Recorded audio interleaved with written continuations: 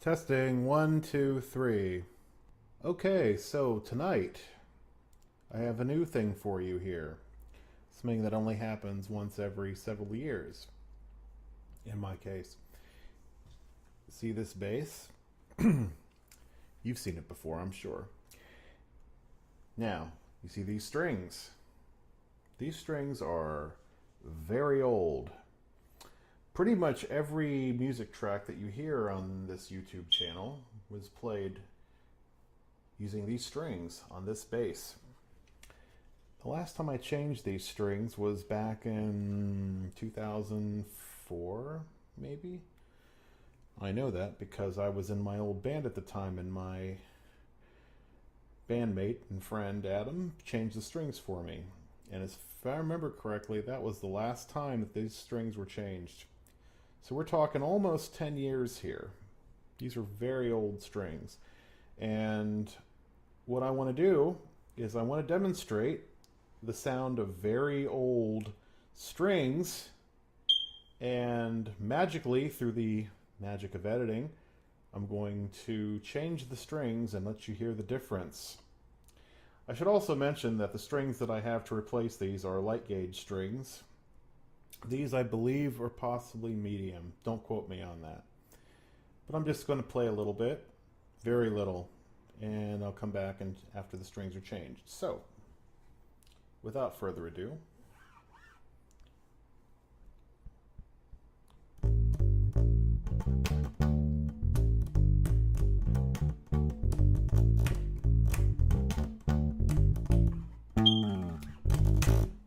turn the bass down, tone down a little bit. 1, 2, 3, and.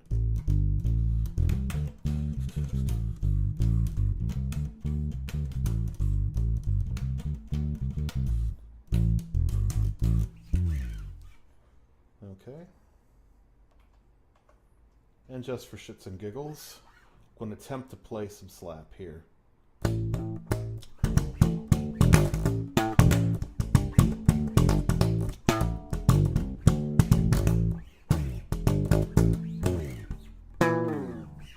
Okay, now I'm going to pause. Okay, it's about 20 minutes later, and I have a new set of strings on here. I'll go into details in just a minute, but let's just have a listen. Here's the same figure, tone all the way up, same settings as before. Nothing has really changed.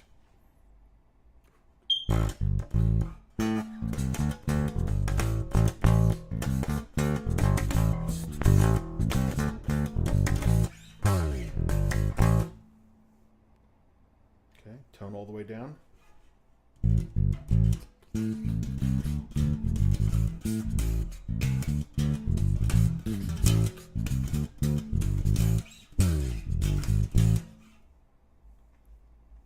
And now for the fun part.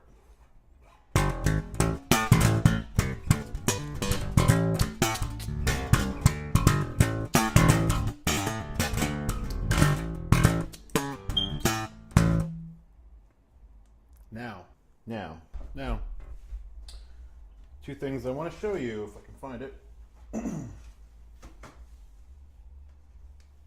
All right, so a couple of things I want to show you real quick.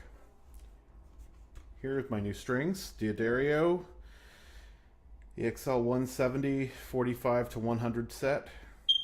It's definitely thinner than the old set.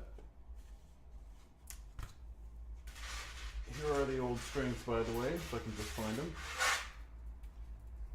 Just to prove that these are the old ones. You can see the ends, and you can see them. Yes, these are old.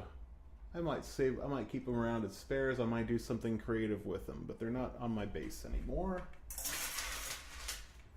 One more thing I'd just like to show you very quickly.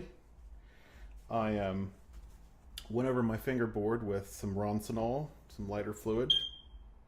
Great stuff for cutting through the crud, the crap as it were.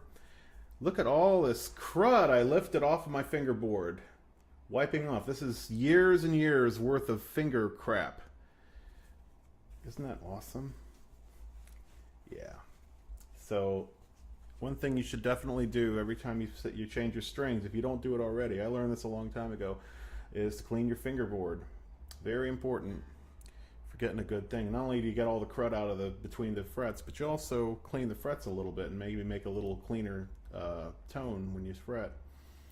And of course, one thing I don't have right now is lemon oil to oil up the fingerboard.